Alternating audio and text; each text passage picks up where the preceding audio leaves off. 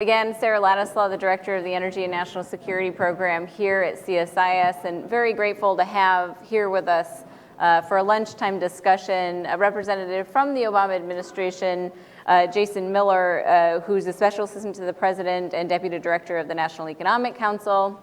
And Jason does a lot of different things that relate to the energy sector, but also, works on manufacturing, small business, international investment, and economic development for the White House. And one of the reasons why we wanted to bring Jason here today is two things in particular. One is we've had a conversation and do traditionally have conversations here at CSIS on energy policy matters from a variety of vantage points, right? And as we all know, and we sort of talked about both in the framing remarks this morning and in some of the panel discussions, your perspective largely sort of resides where you sit on some of these issues. And so for many people, the National Economic Council is a great place, and I'm not going to say sort of inherently bipartisan, but does sort of hit a sweet spot for those of us who work in the energy sector because it's about the economy, right? And we can all agree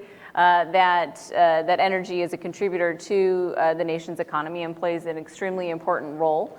Both in our economy and has come up a couple times already this morning in the global economy as well. And our environment and security priorities and foreign policy prerogatives are also sort of fit into that mix of trade-offs that we consider as participants in the market. But that this sort of economic purview is a lot of the place where the rubber meets the road in terms of policy making. And so Jason sort of resides on that side of the house, although he kind of does, certainly does deal with people who look at this from a national security perspective and from an environmental perspective as well, as part of the comprehensive vision that the Obama administration has laid out for dealing with energy and the environment. And so Jason is not here today to talk about the elections, and we've given most everybody a pass on, predicting the next president of the United States or even commenting on the merits of the people who'd like that job. And so we won't ask Jason to do that either, nor will we ask him to give advice to whomever that administration is about what they can or should be doing. But I think one of the realities of this administration is that they have seen a lot of change in the energy sector. They've seen a lot of change in the economy. And they have, for sure, not given anyone the impression that they're going to slow down because they're in the last year of the administration. There's a lot of work still yet to be done. And they have a fairly robust agenda. And so Jason and I met on the way down to CERAWeek, where he gave a really interesting talk about transportation policy. And I think one of the things we'd like to do is get Jason's perspective on, one, how the administration is viewing energy and the energy agenda, energy's role in the economy, and then talk a little bit about some of the priorities that we're going to talk about later on this afternoon. One, the future of transportation, and two, the role of research and development. Because I think that they are things that, relative to the things we talked about this morning, the evolution on the oil and gas side of the equation, the electric power sector and all the changes happening there, transportation is certainly something you're seeing sort of an uptick in discussion. And on the mission innovation or R&D side of the equation, we recently had Secretary Moniz here talking about the importance of constantly investing in new technologies and new solutions. And so, Jason, thank you very much for taking time to be here. Thank you, Sarah. And thank you, everybody, for spending the time on these important topics. A big thank you to this organization, to Frank. You guys have been enormously helpful in just being thought leaders, providing information to policymakers and others. And these discussions are important for those reasons. With the economic perspective, I think it's actually helpful as you think about the arc of change over the last 7 years to start with where the economy was, where the economy is, think about how we generally think about economic policy priorities and how that interacts with energy policy generally, and then dive into some of the specifics. The one thing I will say about the next president is I very much hope for this country's sake that no president faces what this president faced on the day he was coming into office, whether it's the next president or presidents to come. it was literally the height of a historic global crisis. I mean, it's pretty amazing. The month that the president took office, the economy lost 800,000 jobs in 1 month. That's 25,000 jobs in a day. It's a pretty astounding figure. At the time, people were estimating that the economy was contracting at a rate of between 3% and 4%, which was an alarming rate. Fast forward a couple of months with better data, the economy contracted at 8%. Economy contracted at 8%. The decline in the stock market and household wealth was faster than the decline during the Great Depression. So we had an unbelievably historic moment, combined with a set of challenges that the president had been talking about for years, that we all knew we needed to address, some of them in the energy and environment space. And so you were faced with a moment of unbelievable crisis, incredibly complex challenges, both domestically and internationally, while also setting the foundation for building change that puts us in a stronger place on the back end of pure recovery from the crisis. And so that's what we did. I think it's pretty amazing that just a few weeks after coming to the office, the president was signing the Recovery Act, which both provided broad support for the economy as well as made an enormous number of important investments that have influenced some of the discussion here today in the energy space.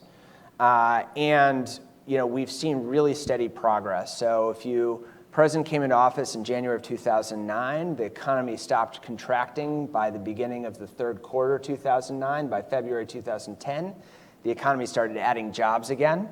Since then, we've added 14.4 million private sector jobs over 73 straight months. That is the longest consecutive job growth streak on record. And labor markets have been relatively strong. Unemployment has declined to 5.0%. It was only 2 years ago that forecasters were not expecting unemployment to come down to its current levels until 2020. So we've made a lot of progress. We've made a lot of progress very quickly. That doesn't mean there's not additional recovery, there's not additional weakness, there aren't additional challenges in the economy more broadly. But I think when you look at it as a whole, the domestic economy, despite a number of headwinds that it's facing, the domestic economy has been steady and has been strong. Wage growth last year was the strongest year as part of the recovery under this administration. Household wealth has recovered more than $30 trillion from the bottom, $30 trillion in household wealth, which provides the kind of security that also reinforces near-term economic growth. And so we've seen a lot of positive momentum.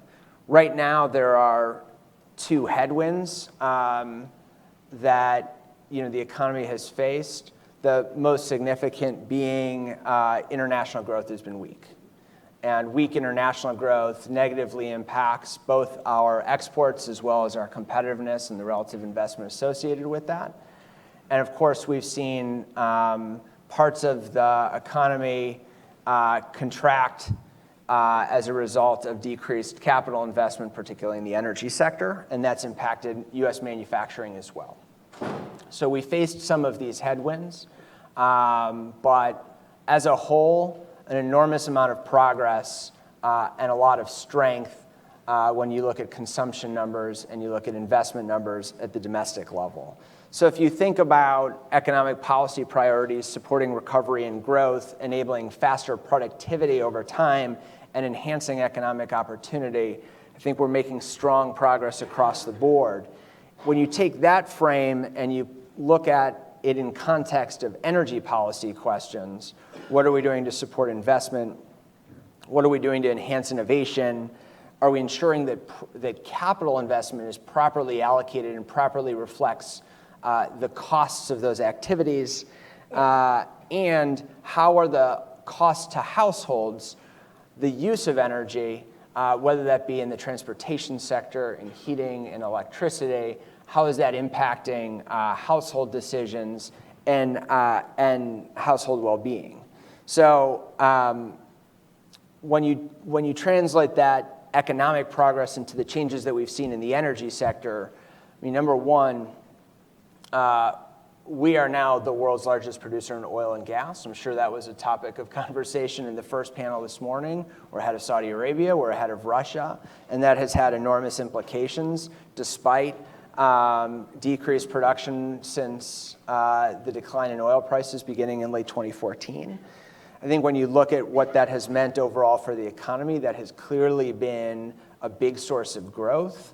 And when you look at the decline in oil prices on a whole, it is our view that that's been net positive for the US economy, despite the fact that it's much less net positive than it would have been only a short period ago, because that decline in capital investment has a negative impact that offsets the positive impact from higher consumer household income, which can go to consumption. Now, one of the interesting things that you saw in early 2015 was that as oil prices were coming down, a lot of economists were looking and waiting to see consumption numbers start going up. And it took a long time for the decline in energy costs for households to pass through into consumption. One of the things that I thought was the most interesting data point was there's a survey basically of consumers' views of gasoline prices. Gasoline is the most recognized price across the economy. And so they asked consumers, what do you think gasoline prices are going to be in 6 months? So in the spring of 2015, people were basically pointing to what gasoline prices were in the fall of 2014, saying, well, okay, gasoline prices are, I don't remember the exact number, but let's say they're $2.50 right now. I think they're going to be $4.10. And it took a long time for the change in perception that increased income every week didn't need to get plowed back into energy costs, and therefore it took a while longer than had previously been expected to pass through to consumption. So I think that's what you see on that front. In the renewables space, we've obviously had huge production increases as well, 3x increase in wind production, 30x increase in solar production, significant decreases in costs in wind, in solar, in storage, in a number of efficiency products, including LEDs. But all of those changes in the production environment, as well as a whole set of new technologies, both in the production side as well as on the use side, have created a number of new questions that we've had to grapple with over the last 5 years in particular, while I've been in the White House. On the production side, ensuring that there is public comfort, if you will, public confidence that we can produce more, we can produce in new ways that still protects safety, still protects health, still protects the environment. So a question that we never thought we were going to be grappling with, regulations associated with the transport of crude oil by rail, right? And so when I came to this problem a couple of years ago, we went from like a few thousand carloads of oil to hundreds of thousands of tank cars moving oil. Now, I would like to point out for all the people who are saying that was the first time we've ever seen massive amounts of oil moving by rail. Two facts. One, there's a fantastic AAR, the Railroad Association ad from World War II, highlighting how the railroads were transporting our oil as part of the war effort. Hundreds of thousands of tank cars were moving oil back in World War II. So it wasn't a completely new problem. It was just new for all policymakers now and dramatically different than what we faced. And while I could probably spend the next 30 minutes talking about the history of oil and rail going all the way back to the Vanderbilts and the Rockefellers, which is what bankrupted, pipelines bankrupted over 300 rail companies back in the 19th century. That was a new challenge, and it was an important one because you had mayors, you had governors calling and saying, we are going to stop these tank cars. There's a 109-car train coming through my community, coming through my state. I don't know when it comes in. and the people that live here don't feel comfortable, and we're going to have to block that. So as the federal government, as policymakers, we needed to come in and put in place what I strongly believe was a smart, balanced approach to regulating and improving safety on our railroads so that we can transport and increase production, particularly from North Dakota.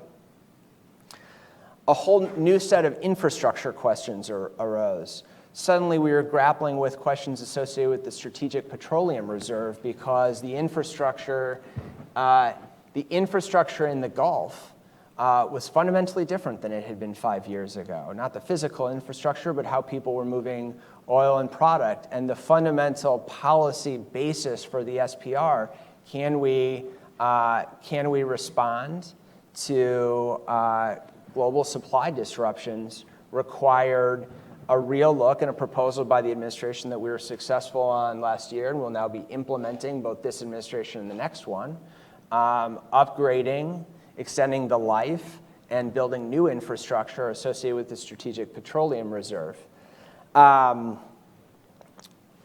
Climate change and U.S. leadership and how that's been intertwined.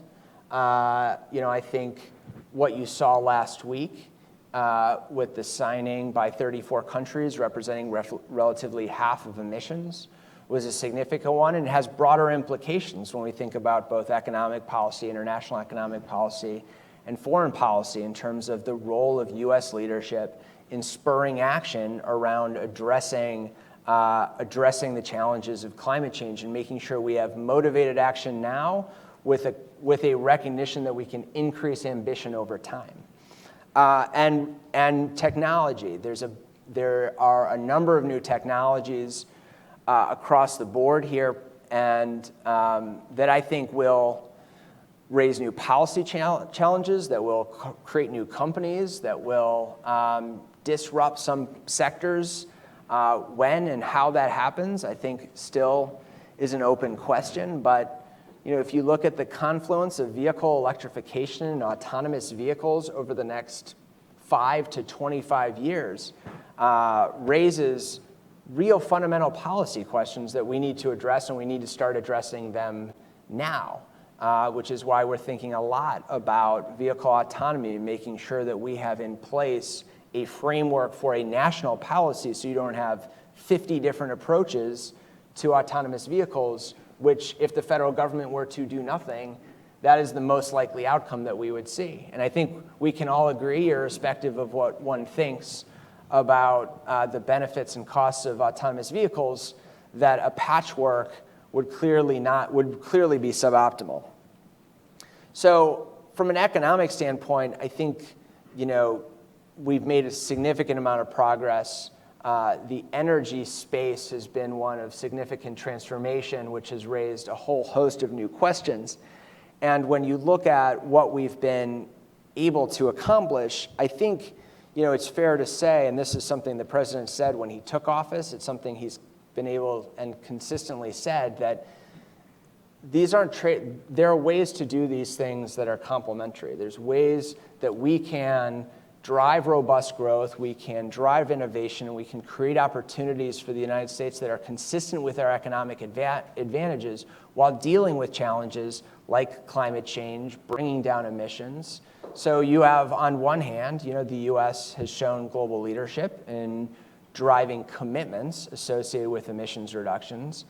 On the other hand, when the president travels around the world, despite the lack of credit he often gets here, particularly in this town, for the progress that we've made on the economy, the general discussion is, how can we be more like the United States? What's the secret sauce of your growth? When you look at weakness in Asia, when you look at weakness in Europe, that is the question that's being asked. So we've been able to bring down emissions more than any other country. We've been able to become the world's leading producer of oil and gas. We have been leading on renewables. We've been driving down technology costs, and we've done all of this while having robust, steady growth, strong investment, a stronger labor market than anybody would have expected. So that's, I think, how we think about the set of general economic policy questions and energy policy questions interacting. let me do transportation more quickly. And I touched a little bit on electric vehicles and autonomous vehicles, which I think really have the potential to change the way that Americans move people and we move goods. But increasingly, I think you need to think about our transportation system as an integrated whole. And this is, in some ways, I'm sure, the set of questions you are grappling with when you think about the electricity sector, a set of investments that have been made over decades that have created an integrated system. And to some extent, it's a little bit like a balloon where you squeeze on one side and the other side gets a little bit bigger. I've been closely involved in all of our work on fuel economy standards back in 2011. That has put in place a strong framework for driving a consistent national approach across a supply chain to drive technology performance improvements. We've done a lot to support deployment of new technologies, but I think fundamentally we're going to need to make significant and significantly higher investments in our transportation infrastructure if we're going to both get the economic benefits that we need while also addressing the set of energy and environmental questions in the transportation space. And that's why at the beginning of this year, with the State of the Union, the president laid out his 21st Century Clean Transportation Plan. It's not new that the president's been calling for significant increases in investment. From our view, there's a significant cost imposed on the country today from congestion, from higher than needed cost for freight associated with an inefficient infrastructure. We used to be generally seen as the number one infrastructure in the world, no matter whose ranking you look at. We're not in the top 10 anymore. And that's a challenge that we can address, but we need to be smart and we need to fund the investments in a smart way. Nobody disagrees that we need more infrastructure spending. As soon as we talk about which infrastructure spending and how are we going to pay for it, that it becomes a problem that we seem unable to grapple with. The proposal that we laid out addresses the long-term challenges associated with the Highway Trust Fund that have caused constant bumps in the road, only to be, for the first time in a decade, addressed with the FAST Act in December, which is an important down payment. Our proposal would increase by over $30 billion a year investments in new transportation options, which would significantly transform federal funding programs. They would improve performance on the existing funding that we have. They would drive changes at a regional and local level where, really, the fundamental transportation decisions, if you think about integrated systems, happen at a state, at a regional, at a local level, and that's who you need to empower. And they would integrate new technologies, both through a combination of R&D and deployment. But we need to fund it. And that's why we proposed a $10.25 per barrel fee on oil. You come at that because it is a long-term solution. It deals with both the increased investments we need and the long-term gap in the Highway Trust Fund that will again be a problem in 5 years. It provides the right signal across the transportation sector in terms of innovation in a way that looks at the transportation system not as individual options, but as an integrated whole. And it recognizes the reality that we both need a way to fund this investment, and there's a huge cost today. Our estimate is that it's over $150 billion of cost imposed on the economy from the underinvestments that we have built up over years and years of underfunding. So when we think about transportation, you have to think about both driving technology improvements, thinking about the new challenges associated with technology, and actually have a real plan for making significant investments over time in this space. So I will pause there. It's a good pause. It's very interesting to hear your perspective on both adjusting to the sort of new realities of oil and gas production in the United States and what that meant for you all in terms of, the things like the SPR or midstream infrastructure or, crude by rail and all of those issues that you were sort of grappling with, in addition to sort of transforming the economy into something that deals with climate change and sort of recognizing that you're doing all of that while trying to grow the economy in a world where you're having slower economic growth overall. And I think one of the things we spend a lot of time talking about here is how whether or not the pace of transformation that you've seen in the energy side over the last decade or so is going to look fundamentally different than the pace that you see going forward because of that different economic environment, right? So if we're kind of in a world that is going sort of slower or lower growth for a longer period of time, it's harder and harder to make some of those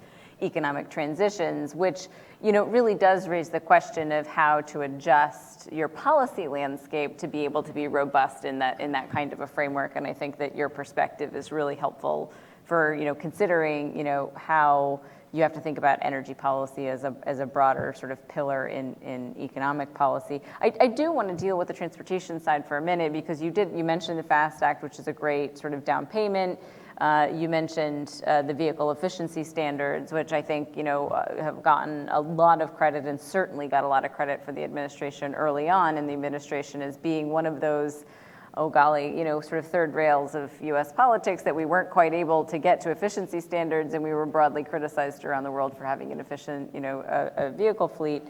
We're going to pursue that again this summer in terms of the midterm review and looking at vehicle efficiency standards. I wonder if you have any sort of thoughts on that. But in addition to that, you mentioned the oil fee for sort of transportation infrastructure investment, and I think if my experience has been, you're right. You ask anybody if we need to pay for this infrastructure, everybody says yes, right? I mean, you just drive over Memorial Bridge, and we need to be paying for infrastructure upgrades. But at the same time, when you suggest an oil fee, especially in a price environment of $40, $50, right? People say, oh, gee, is this the right time or the right environment to be pursuing an oil fee or a gas tax or however you want to sort of talk about that thing? What is the reception you guys have been getting to this broadly transformative vision? How does it resonate inside Washington? If you can channel your Secretary Fox, how is it resonating outside Washington? I need to do more bus tours for Secretary Fox. He does a great job sort of getting out on the road and interacting with states and localities. So let me just speak to the first part on fuel efficiency standards. And I was lucky enough, I joined the White House in the beginning of 2011. And so one of the first things I got to work on was our work in the summer of 2011 on the 2017 to 2025 light-duty vehicle standards, which, the first step had already been taken. We were on this path with relatively ambitious standards through the end of 2016, and the equation was you have states that have the ability to do their own thing, California. You have, which creates a strong incentive for automakers who want one national standard. You have a supply chain that is significantly more disaggregated than it was 30 years ago. So, policy signals on steady increases in efficiency as something that OEMs are going to need to deliver is very important when you think about the investment decisions that are being made by a 400-person supplier that supplies parts of a transmission or whatnot, just in terms of when we think about the relative options in a world of scarce capital, are we going to invest in more fuel-efficient technology or are we going to invest in different kinds of performance improvements? And so that supply chain effect was really important. Where we ended up landing because of, I think, all of those dynamics and a strong recognition that, that we needed a balanced, smart approach was in the summer of 2011, you had the president sitting on the stage with the administrator of the EPA, Secretary Fox's predecessor at the Department of Transportation, and CEOs of automakers that represented almost 95% of all vehicle sales. So, I'm sure for regulatory agencies who are often criticized by the industries that they regulate, it was, given the importance of this rule, a profound moment when you had that, you had 95% of vehicle sales participating. Part of what was built in as a result of the way DOT and EPA work was this midterm review. That midterm review will be conducted by the next administration.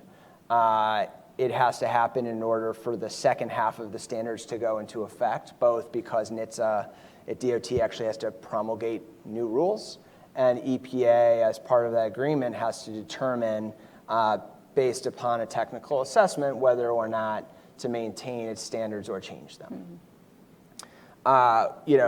We have been very committed to using those complementary authorities and try and drive as much similarity as possible, which is challenging.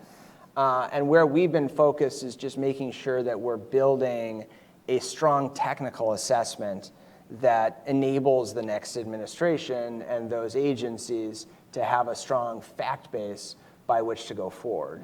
I think there's a really interesting question which is being debated right now on how should one think about these standards in current oil price environment. And I think one of the important things which often gets missed is when you have an overall single vehicle fleet standard done by automaker, the way that that's crafted is based upon the kinds of vehicles that an automaker sells. So it's not a one-size-fits-all approach. It was explicitly crafted in a way to recognize consumer choice. And these standards, we're sitting here in the spring of 2016.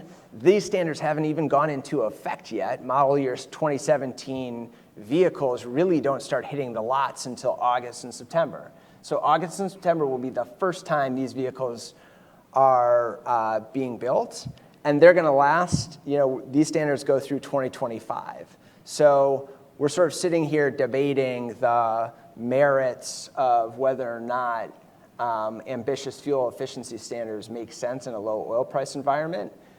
2 years ago, so we have 9 years out into the future, 2 years in the past, 2 years ago, we had $100 barrel oil. So I think there's enough uncertainty to say that I think we can all be sure that we will not be successful at predicting what the oil price movements will look like over the next 9 years. In addition, that signaling effect into the supply chain, if you're going to continue to drive investment in innovation that has high benefits, you need to maintain that strong signal. And I think, a low oil price environment, when you look at how consumers price and how consumers decide to buy vehicles, makes it only more important for us to have strong fuel efficiency standards if we're going to get the kind of change that we want. When you think about low oil price and you think about the proposal that we outlined for $10.25 per barrel oil fee, one, the cost that we are bearing is happening right now, right? We have fundamentally an infrastructure that falls fundamentally short of all of our aspirations as Americans for the kind of infrastructure that our country should have and our country needs. So there's real costs being imposed now, and we need to start making those investments now. Two, the oil fee as constructed both ramps up over a 5-year period, so it doesn't actually hit $10.25 a year until 5 years out into the future. It phases in order to send a proper investment signal that you don't have cliffs. Generally, policymakers don't like cliffs; they're bad. You have a nice ramp up to create the right signals for investment. And if you look under the hood, in terms of how we structured the oil fee, it is structured in a way to maintain the competitiveness of U.S. production. So it exempts the export of both product and crude. It places a fee on the import of both product and crude. It exempts the use of oil in feedstocks for chemicals and focuses on oil that is burned. So I think when you look at it, don't think the right question would be, shouldn't we wait on this because we're in a low oil price environment? We can't wait on the investments that we need. We think it's a smart, pragmatic way to do it. And there's no doubt that some of the reception has been, do you guys really think this can pass? Is Congress in the last year of an administration really going to take something like this up? I think there's no doubt that over the next 1, 2, 3 years, we're going to need to seriously grapple with the underinvestment in our infrastructure sector. Every year it becomes a bigger burden, a bigger cost. It both drives near-term growth and enhances productivity. If done in a smart way, it enhances economic opportunity. If you empower local and state governments to plan, it can improve regions, it can improve cities. So this is something that has broad benefits. It's something that we need. And I think if you asked at the beginning of 2015, will Congress get a long-term surface transportation bill done, it would have been met with equal skepticism to the proposal that the president outlined at the beginning of this year. So we think it's important. We're more than willing to work with anyone in Congress on trying to put the pieces in place, whether that's piecemeal or that's holistic. But I think it's a really critical question. We can't walk away from the reality that we are underinvesting by tens of billions of dollars in our infrastructure, and if we don't grapple with it, we're not going to have the economy that we want 10 years from now. Mm-hmm. So we need to start dealing with that problem now. Mm. Jason, I want to ask you about the role of innovation. You touched on it earlier, but certainly in the energy space, Secretary Moniz and many other people in the administration have made a big deal out of things like mission innovation, mm-hmm. the doubling of U.S. R&D budget to be able to contribute to low carbon technologies and the like. I'd like to ask you just quickly, because we're back 10 minutes left, for your comments and thoughts on that, and then maybe we'll take a couple questions from the audience. I did promise to get Jason out of here on time, so we're going to speed it up a little bit. But from this frame that you've introduced, which is super helpful, mission innovation, R&D, what role is that going to play in the future of the U.S. economy-wide? Yeah, economy-wide, absolutely critical. Part of the challenge that we faced in a world where, the president walked into office and one of the challenges he had to face was a large deficit, largely associated with the moment that the economy was in. The challenges that the economy was facing drove very high deficits, as well as some policy choices from the last decade. Those deficits have come down significantly, but some of the battle we've been having here has constrained budgets.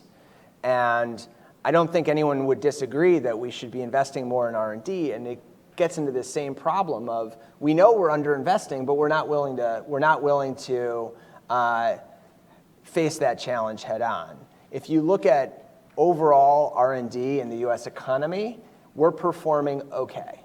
R&D as a percentage of GDP is at an adequate level, roughly near 3%. I will leave to others as to whether or not that number should be higher, but I think in all instances, the basic research portion of that is short of where it needs to be. And that's been a constant focus for the administration, and it links into mission innovation. So we need to be doing more on basic research. It supports productivity growth, and federal R&D as a percentage of GDP is at very low levels. It's better this year as a result of the budget agreement last year, but still at very low levels when you look at historic comparisons. So from a productivity standpoint, if we underinvest now, it's going to negatively impact us for years to come. If you look at something like the level of ambition to address climate, that's what mission innovation was all about. It was about utilizing U.S. leadership to drive commitments in clean energy, R&D, investing in basic and applied research with the U.S. focus on basic R&D. We have a budget request at $7.7 billion. That's a 20% increase year over year. That's part of a doubling over 5 years. And if you look at the set of countries that signed on to it, they represent 75% of global emissions. They represent 80% of global R&D. And we've already seen a number of non-governmental organizations, both private sector and nonprofit, start to try and find new ways to partner with governments to support this effort, because we know that it can enhance productivity growth both in the US economy and abroad, but it's also critical if we're going to continue to be more ambitious in the commitments that countries are making on dealing with climate change and on bringing down emissions. We're not going to get there unless we are able to continue to bring down costs. We're able to continue to identify new technologies. You know, one area which intersects with the transportation space that we were looking at a lot in the Recovery Act was batteries, or energy storage more broadly. And if you look at energy storage costs, they've come down by, depending on what your estimate was, and people disagreed on the cost back in 2008 and 2009, roughly 50%. So they're at low levels now. We have a goal of $125 a kilowatt hour by 2022. That's part of the Department of Energy's EV Everywhere challenge, where across the board, trying to make an electric vehicle as cost competitive as an internal combustion engine vehicle. Energy storage is one piece of that. There's a lot of other technologies that need to go into it. But there's no doubt the progress that we've made in that space, has the ability to transform a sector. And some companies are right now saying that, we're going to beat that.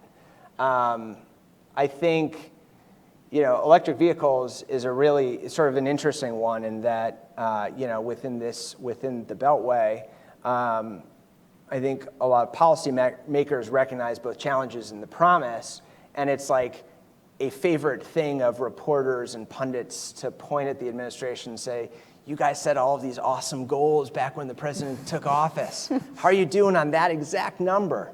And I think if you look across the board, for the naysayers who said vehicle electrification was never going to happen, it was 30 years out into the future, there's no doubt that for any individual consumer, if your gasoline prices are $2.13, the pure economic household financial equation is not as attractive as at $4. But, we are just now seeing mass market electric vehicles come onto the market. If you look at the sale of a certain vehicle that you could use $1,000 to purchase that vehicle or to reserve the purchase of that vehicle, they got enough orders for that to be the number 2 selling car in the United States, and that was in a couple of weeks.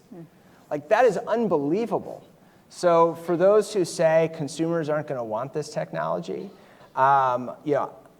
I think it's, too early to tell, and at least the data I've seen over the last couple months is that is a bit of baloney. So it's, I think, a really interesting space and, interacts with this question of how are we going to fund the things we need? How are we going to fund the investments that are effectively public investments in R&D and innovation if we're going to actually achieve the outcomes that we want for our economy, as well as the ambitions we need, as humankind?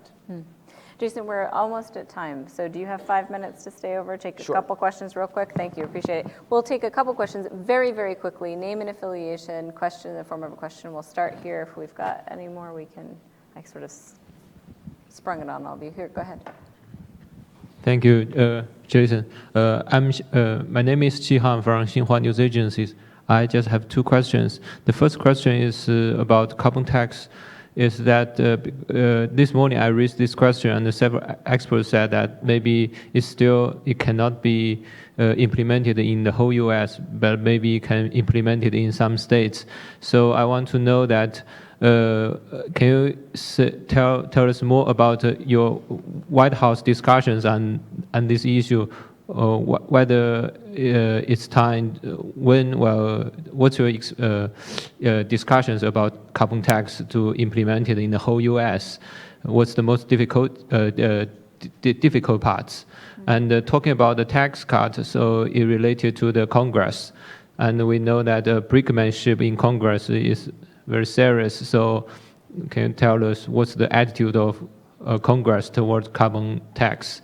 And my second question is that now both China and the US are very engaged in green development, and they signed a treaty last week in United Nations. So what's your comment on the current level, and what's your expectations or White House expectations to raise the bilateral cooperations on this area? Thank you very much. Great. Okay, so let me sort of take all of that at once. I mean, one, our approach has been a sector-by-sector approach. I talked about some of the pieces that we're putting in place in the transportation sector. I know the previous panel spoke about some of the approach we've been taking in the electricity sector. We've been trying to take a sector-by-sector approach while pushing on the underlying investments that enable ambition. And I don't want to dive into the ins and outs of our internal policy debate on topics. I will leave to others the question in Congress. In terms of potential developments, potential collaboration, I mean, clearly mission innovation broadly is a huge opportunity. I think the ability to address some of the challenges of bringing new technologies, whatever part of the, whatever sector, bringing those new technologies into the system is a tough challenge. I mean, one thing that I think that we got done at the end of last year, which is going to have an enormous impact in the United States that hasn't gotten the recognition it deserves, is the extension of the clean energy tax credits for solar and wind. There have been external estimates. We have our own estimates. 80 to 100 gigawatts of additional solar and wind capacity over the next 5 years than would have happened had we let those tax credits expire, and significantly more than would have happened had we continued the inefficient and ineffective way of year-by-year tax extenders. So by creating some certainty for investment in that space, we give room for the private sector to come in, continue to drive down costs and significant deployment. Great. Well, the way we get people like Jason to come and visit with us is we let them go approximately on time. So thank you very much for sharing your informative view on some of these issues. We really appreciate it. Thank you. Thanks. Appreciate it.